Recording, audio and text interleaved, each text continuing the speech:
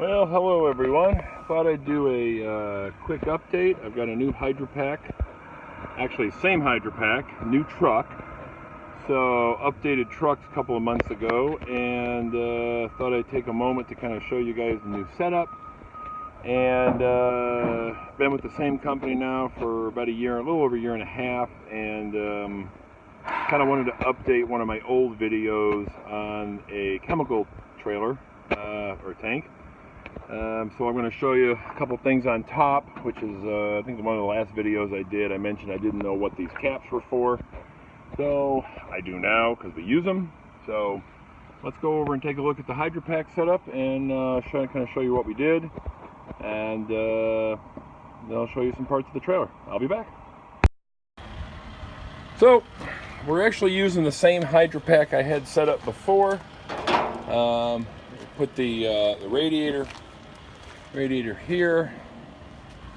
Actually, I'm going to flip it. So give me. Okay.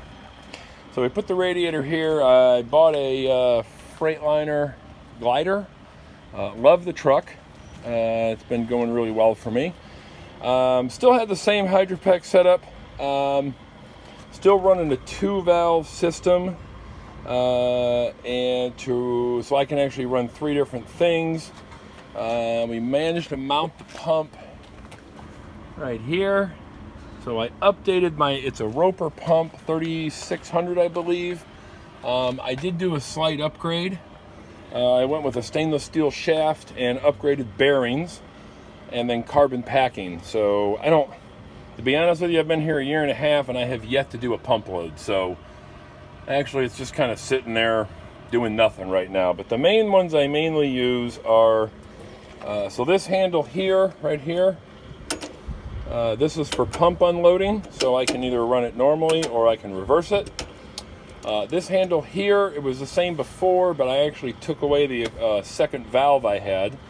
So in is when I do propane trailers. All of our propane trailers are hydraulic, so my hydraulic connections are right here. I had a plate mounted on the back of my hose rack, so my hydraulic connections are here, high pressure return, and so that's what this is. And then we've got a neutral, and then if I pull it back, that actually runs my air compressor. And if you give me a second, I'll show you where that's mounted. Let's see if I can get a good look. So unfortunately with these Freightliners, a little different setup. I wanted the air compressor right here behind the stairs like I had on my Mac. The problem is, you can see they put the battery box right in the middle of the frame.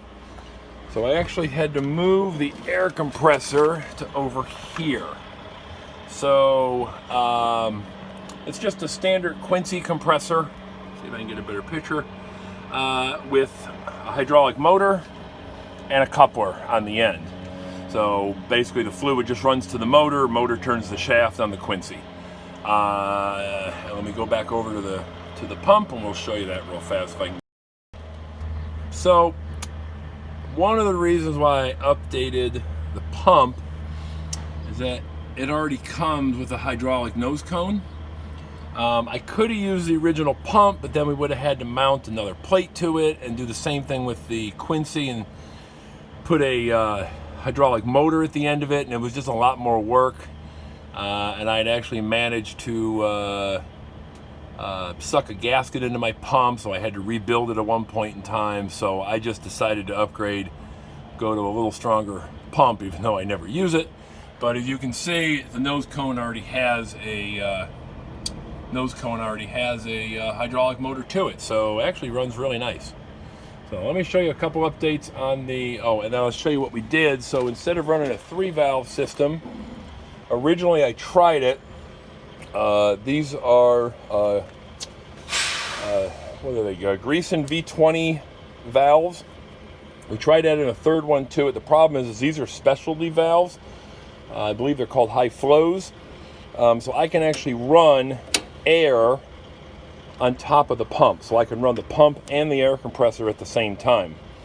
When we tried adding the third valve, the actual internals are different, so what we ended up doing was taking the pin out of this valve here and make it a two-way valve, and then just keying the return line. So now when I go into the trailer, return comes down into here, or actually into here, and when I run the air compressor, return runs into here. So it was a kind of a best of both worlds. So let me climb up on top of the tank, and we'll kind of show you some updates on that from a previous video. All right, so here we are up on top of the tank. We got the crash box.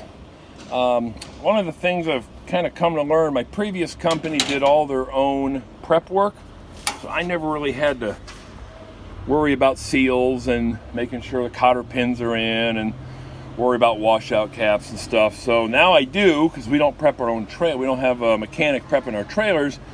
One of the things that's really come into handy is one of these hammers.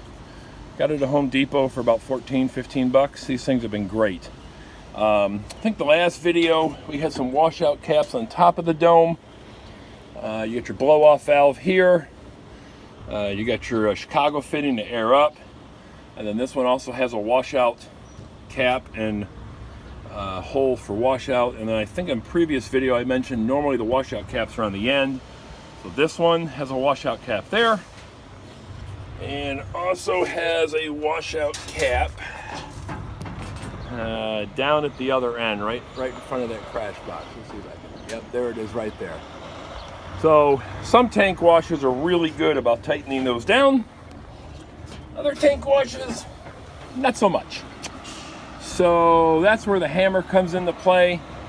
This is just a quick walk out there. I can actually just kind of lean out there and take the hammer and smack the caps, make sure they're nice and tight. Probably the only thing about tanking I don't like is walking the catwalk out, but these double ones are actually really nice to use, so I don't worry that much about it. But that's what those are. In a previous video, they were up mounted on the dome lid. I have no idea, but I didn't know what they were. Well, they're washout caps. That should explain that. So other than that, I'll do a quick little wrap up. All right, guys. Well, that's kind of what I have for updates. Hopefully, that should answer some questions. Yeah, I am pulling a chemical trailer today. Propane's running in a couple of days, so I'll be back to propane, actually DME, in a couple of days, and that kind of runs on and off this time of the year since it is just starting July. It's kind of hit or miss, and then in the fall it kind of picks back up. So appreciate you guys watching the videos. Hopefully they're informative. You have any questions, see something on the tank that you want to know about, something about tanking you have questions on, feel free to write a comment, and I'll do my best to answer it. All right, everybody, have a great day.